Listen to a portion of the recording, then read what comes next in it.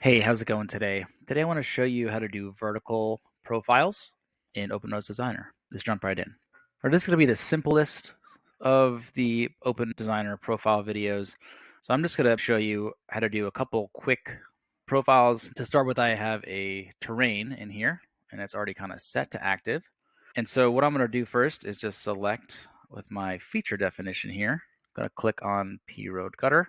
Make sure I got this guy selected. Go up to my geometry tab, and I click the line between points. Just draw in a simple line between points. And so now if you click on this and click on open profile model, you can open it up here in profile 4. I typically like to do profile 4, 5, and 6 as profile views. There's nothing wrong with doing other ones. When you do this right click view control and you start clicking some of these, it automatically picks certain of these viewports. So I typically like to stay away from definitely 2 and often 3. So you can see this is the active terrain for this profile. Now I want to draw in a vertical profile for this gutter. And so what I'm going to do is I'm going to go to the vertical tab right here, and I'm just going to click on this profile line between points. Now the simplest way to do this would be to just click here and click on the other side. So I'm going to show you what did I actually just do right there. I drew in a vertical line, but OpenRoads is a little bit confused right now. It currently has two things in here, a profile thrown as a gutter line and then a terrain that's the active terrain. It doesn't know which one I want to use or what I want to use for this horizontal component. Basically, OpenRoads needs you to tell it which vertical line you want to have set as active. You can only have one thing set as active. So before I set one of these as active, I'm going to right click, go to view control. I'm going to do 2 view plan and 3D. You can see in here, all I have in my 3D model is just the terrain. And so once I set this line to have a vertical, it's going to draw it in my 3D model. So I'm going to click right here, click set active. So you can see now it's drawn in as vertical. Now, what if I wanted to draw in a different vertical line? So say I wanted to draw in one that does something a little bit different, do something maybe way down here at a steeper slope. If I decide I want to set this one as active, you can just watch over what's going on over here in my 3D view. It's going to move that line down lower to where it is vertically. So whatever one you have set as active, it's going to show up vertically. Now I could also set this as my vertical, and that's going to basically match the exact 3D terrain. So this is just a very simple way you can see basically what is happening in 3D. I'm going to show you another example here. I'm going to go and draw in a P road driveway ramp. So I'm going to draw this basically snap perpendicular to here. I'm going to make this 10 feet, snap it just like that. Okay, so now let's open up the profile view, and I'm going to tell it that I got my profile view from my gutter line here. I'm actually going to set it on this higher one right here. And I'm going to open up a separate profile window here for my orange line or my P driveway ramp. So to do that, I'm going to click on this. I'm going to set this into this line. So you can see this is the active terrain right here. Okay, so one thing that we're interested in is figuring out where do these points cross? Like where is that green line in relation to this orange line? So to do that, I can go to my profile creation, go to this little tab right here, click on profile intersection point. Now it's asking me which profile do I want to locate element to show intersection. I want to show there. I'll locate which element intersects, click on that. So I'm going to zoom out a tiny bit right here, and you can see that's where my green line, that's where that crosses. So if I actually can move this along here, you kind of see this green line is going to move. So it's linked to wherever your crossing is. An interesting example would be if I set this as active, you can see now it's way below it. Or if I set that middle line as active, you can kind of see what's happening. It's picking the vertical that I'm telling it to pick. So again, I like this kind of high one right here, and I have my gutter a few feet above my terrain.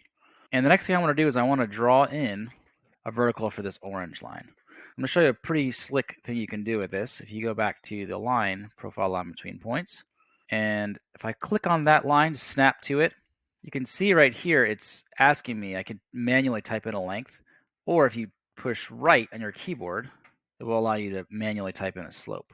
So I'm going to manually type in a slope, and then I push tab to lock that in. And now I'm going to snap that to the edge. What that's going to do is that's going to keep a 5% slope on this, no matter whether I drag this line longer or not. So it's dragged longer, but it's still keeping a 5%. So you're kind of like, okay, where do I know that it's 5%? You can look on here. You can see that little orange dash. Or I can actually come in and add an element annotation on here.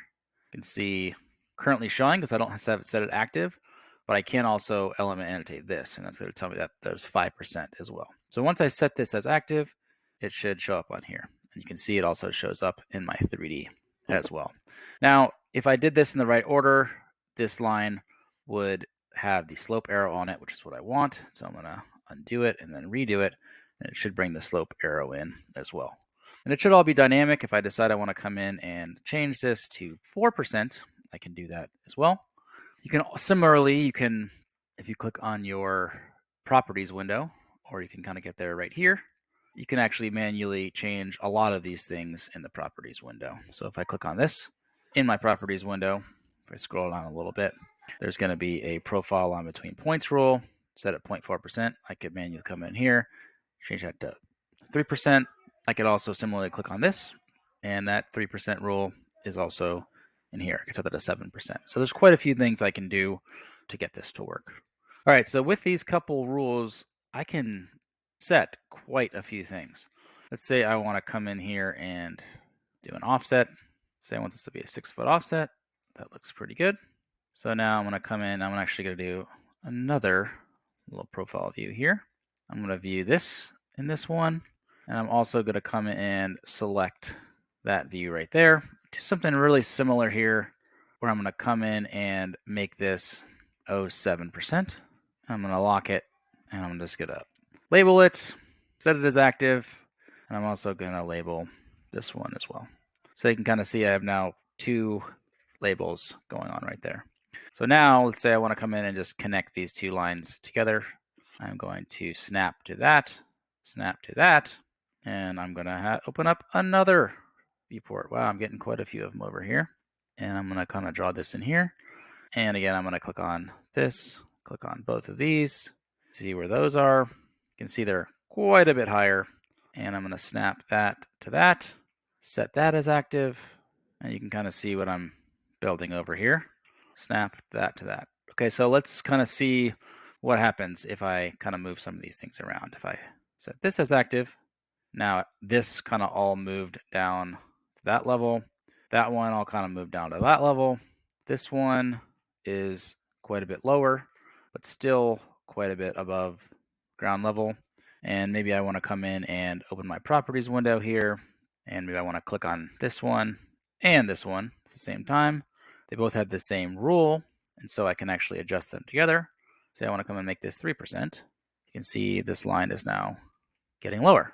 Okay, so let's say I want to do something similar. I want to have offset this of 5 feet. I'm going to come in and snap this to this, this to this, and I'm going to draw these profiles in here. Start with this one. I'm going to add this profile on right there. This time I'm going in a slightly different direction. 0.015, snap, set active. It should show up in my 3D over here. I'll do this one over here now. Draw this guy in right there. I'm going to 0.015, snap to that. And now open up this guy right here. I'm going to drop both these points in. I'm going to do all these snaps together.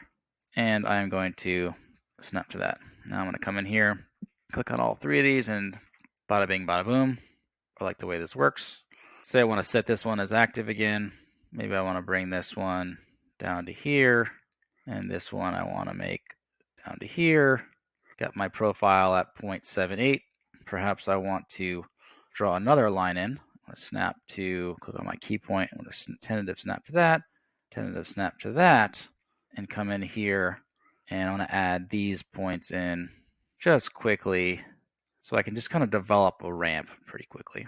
And then I'm going to go ahead and label that as well. So you can kind of see where we're at with all this stuff.